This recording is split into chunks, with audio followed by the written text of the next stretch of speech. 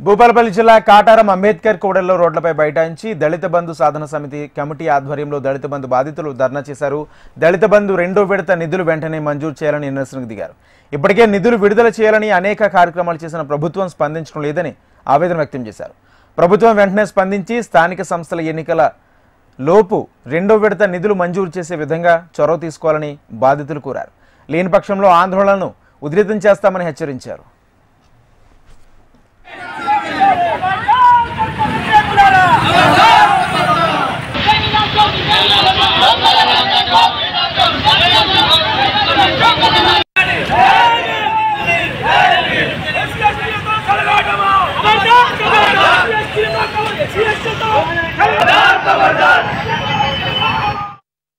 దళితులకు దళిత బంధు నిధులు ఇచ్చి ఆర్థికంగా అక్షరం పరంగా అధికారికంగా అన్ని రకాల ఆదుకోవడం కాదా అంటే మీరు అనుకునే సస్యశ్యామలంలో మా యొక్క దళితుల అభివృద్ధి ఇప్పటికీ లేదా అని చెప్పి అడుగుతా ఉన్నాం. చాలా వేదికల్లో మా యొక్క కాంగ్రెస్ పార్టీ నేను అనగా ఈ యొక్క మంత్రిని అభివృద్ధికి కట్టుబడి ఉంటా అని చెప్పని మీరు అంటూ ఉన్నారు కదా.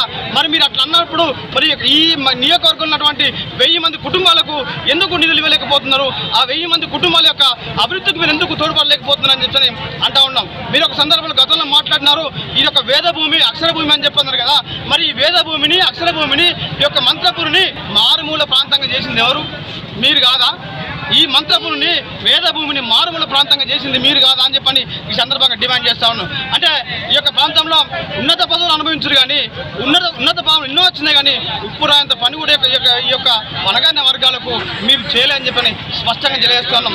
మీరు అన్నట్టుగానే వేదికల మీద మేము ఈ యొక్క ప్రాంతాన్ని సస్యశ్యామలం చేస్తాం, ఈ యొక్క ప్రాంతాన్ని అభివృద్ధి చేస్తామనే మాట కనుక కట్టుకున్నట్లయితే దమ్ముంటే మీకు కనుక దమ్ముంటే తప్పకుండా ఈ ఎన్నికల ఎలక్షన్ కోడ్ పడక ముందే దళితులకు సంబంధించిన అంశం పట్ల దళిత బంధు పట్ల లేదా అంబేద్కర్ అభ్యర్థం పట్ల ఒక స్పష్టమైన వైఖరి తెలియజేస్తూ మీరు దాన్ని పూర్తి చేయాలని కోరుతా ఉన్నాం.